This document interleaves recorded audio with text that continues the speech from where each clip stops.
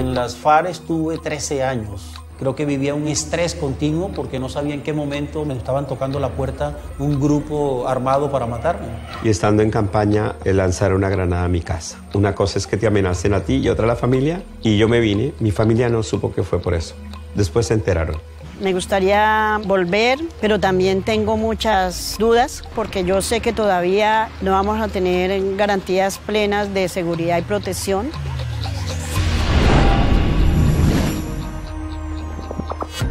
Tras medio siglo de guerra civil, en la que se han enfrentado gobierno, paramilitares y guerrilleros, Colombia se asoma por fin a la paz. Es el final de un conflicto que ha marcado a sangre y fuego el país, una contienda que deja cerca de 200.000 muertos y en la que 6 millones de personas han tenido que abandonar sus casas. Para algunos colombianos la única solución ha sido la de huir de allí. Muchos de ellos han acabado en España, desde donde ahora miran a su país con la esperanza de volver pronto a una Colombia sin violencia.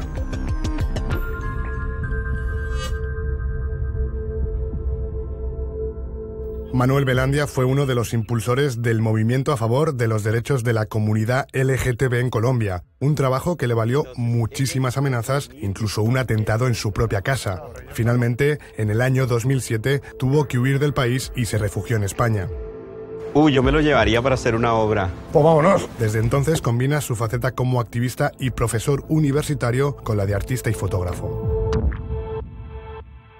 Los colores de esta casa eran los colores que yo tenía en la casa en Bogotá donde me lanzaron la granada.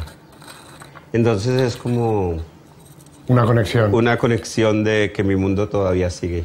Yo fui el pionero de los programas de prevención de SIDA en América Latina. El SIDA se consideraba como una enfermedad de los homosexuales. Empecé con el tema en el 82 y en ese momento surgieron los primeros grupos de paramilitares que amenazaban a los homosexuales. Yo no quería ser candidato por ningún partido, pero había mucha presión de parte de los homosexuales para que hubiera un candidato. Y bueno, me han rogado bastante y yo al fin accedí. Y estando en campaña a la Cámara de Representantes, lanzaron una granada a mi casa. Yo hablo con la senadora Piedad Córdoba y le digo, me está pasando esto. Y Piedad me dice, Manuel, tiene que irse. Porque es que no se puede poner guardaespaldas para tanta gente. Si volvieses a Colombia, ¿qué es lo primero que te gustaría hacer? Visitar a los amigos.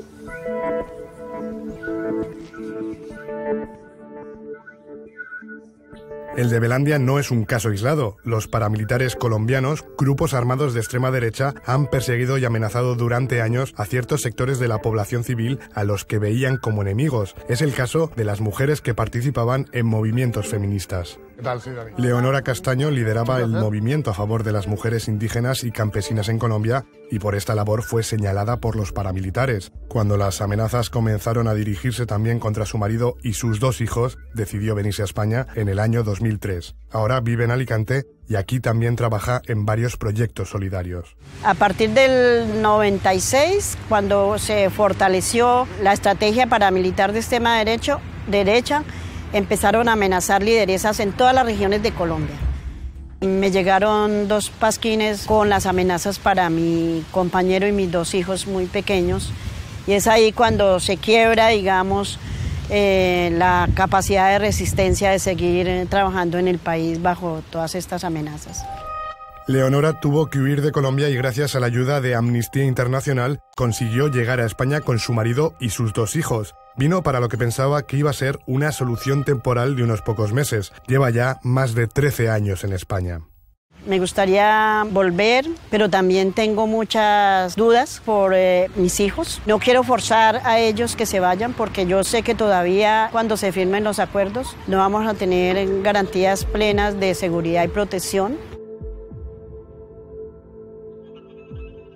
Entre los refugiados en España también hay personas que tomaron parte en el conflicto empuñando el fusil. Es el caso de Yescita Arteta, quien fue miembro de las FARC y llegó a ser comandante de todo un frente de la organización guerrillera. Las Fuerzas Armadas Revolucionarias de Colombia, las FARC, han sido el principal enemigo del gobierno colombiano durante este medio siglo de guerra. Este grupo guerrillero de ideología marxista surgió en la década de los 60 como una respuesta a los abusos contra los campesinos. Las acciones indiscriminadas y sus lazos con los narcotraficantes le han acabado catalogando como un grupo terrorista. ¿Cómo entraste en contacto con la guerrilla?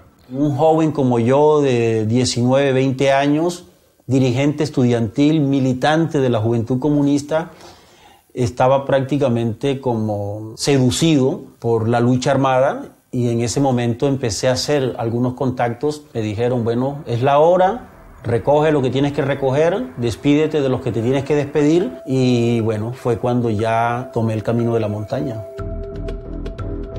Yesita Arteta fue un miembro activo de las FARC durante un total de 13 años, hasta que en el año 1996 fue capturado en una operación militar en la Amazonía colombiana. ¿Hay algo de lo que te arrepientas? ¿Algo? De las muertes propias y las muertes ajenas. Tus compañeros de lucha, jóvenes, muy jóvenes, ver allí su cadáver. Era muy doloroso y creo que son de las causas por las que uno, cuando ha trasegado por ese mundo de la guerra, diría uno, esto no hay que volverlo a hacer. Fue condenado a 10 años de cárcel y fue allí, durante su estancia en prisión, cuando decidió abandonar su militancia en las FARC y dejar la lucha armada.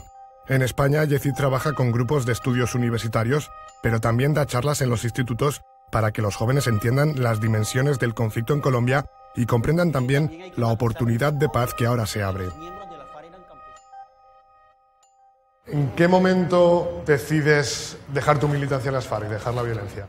Yo diría que fue una decisión tanto ideológica como moral. Las fuerzas militares crecieron, las FARC crecieron y apareció un tercer actor armado muy brutal, muy feroz, que fueron los paramilitares. Eso hacía que la continuación de la guerra era una inmoralidad.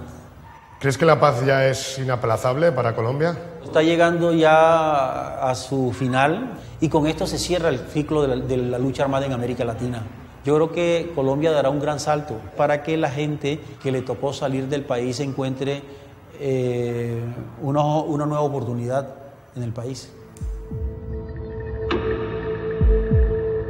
Puede que aún tenga que pasar mucho tiempo para que se cierren definitivamente todas las heridas del conflicto, pero en el corto plazo queda por ver si los actores de esta guerra y los propios ciudadanos colombianos consiguen poner las bases para que todos los que han tenido que huir del país puedan por fin volver.